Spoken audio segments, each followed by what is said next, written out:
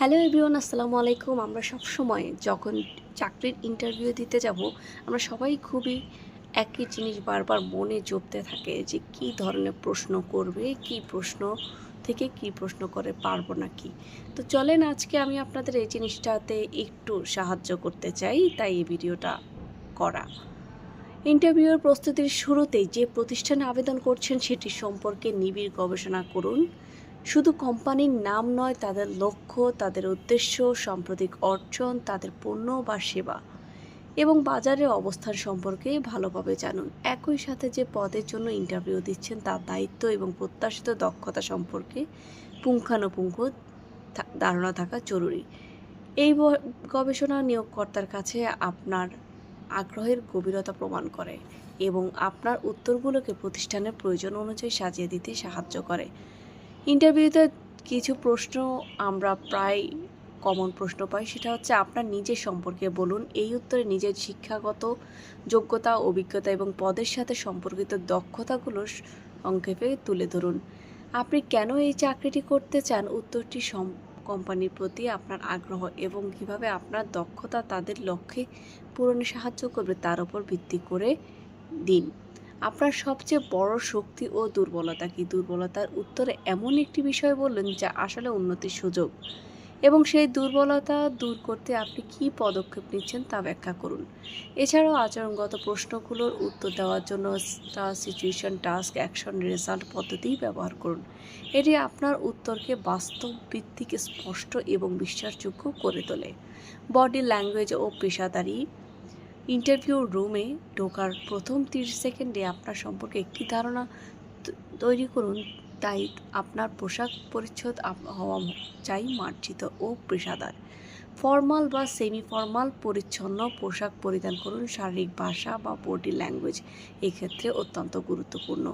সঠিক সময়, এমনকি 15 মিনিট আগে পৌঁছানোর আপনার সমানুবর্তিতা ও আগ্রহের প্রকাশ করে, তাই এটির দিকে লক্ষ্য করুন। প্রশ্নকর্তার চোখে চোখ রেখে আত্মবিশ্বাসের সাথে কথা বলুন। সোজা হয়ে বসুন এবং অপ্রয়োজনীয় হাত পা নাড়ানো বা চুইংগাম চিবানোর মতো অভ্যাস থেকে বিরত থাকুন। শুরুতে একটি দৃঢ় ও উষ্ণ হ্যান্ডশেক প্রয়োজন হলে আপনার ইতিবাচক মনোভাবের পরিচয় দেয়।